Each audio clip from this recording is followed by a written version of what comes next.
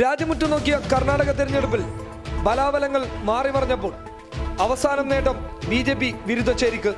വലിയ ഒറ്റകക്ഷിയായ BJPക്ക് കേവല ഭൂരിപക്ഷം തികയ്ക്കാൻ കഴിയാത്ത സാഹചര്യത്തിൽ JDSന് കോൺഗ്രസ് മുഖ്യമന്ത്രി സ്ഥാനം വാഗ്ദാനം ചെയ്തതോടെയാണ് മോദിയുടെയും അമിത്ഷായുടെയും മനക്കോട്ടകൾ തകിടം മറിഞ്ഞത്.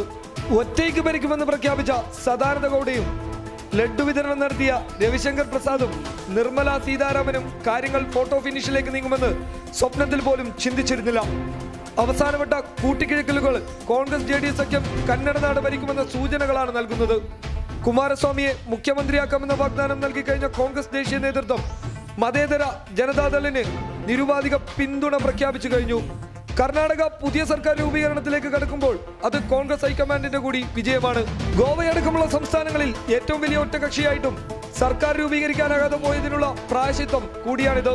ഗോവയിലടക്കം സംഭവിച്ച അബദ്ധം കർണാടകയിൽ ഉണ്ടാകരുതെന്ന് മുൻകൂട്ടി കണ്ടുള്ള കോൺഗ്രസിന്റെ നീക്കങ്ങളും ഇവിടെ ശ്രദ്ധേയമാണ്. സോണിയാഗാന്ധിയുടെ വിശ്വസ്തനും രാജ്യസഭയിലെ പ്രതിപക്ഷ നേതാവും മറ്റു പാർട്ടികൾക്കിടയിൽ സ്വാധീനമുള്ള നേതാവുമായ ഗുലാം നബി ആസാദിനെ കളത്തിലിറക്കിയുള്ള നീക്കങ്ങളാണ് BJP വിരുദ്ധ സർക്കാരിലേക്ക് കാര്യങ്ങളെ എത്തിച്ചിരിക്കുന്നത്. പബ്ലിക് കേരള.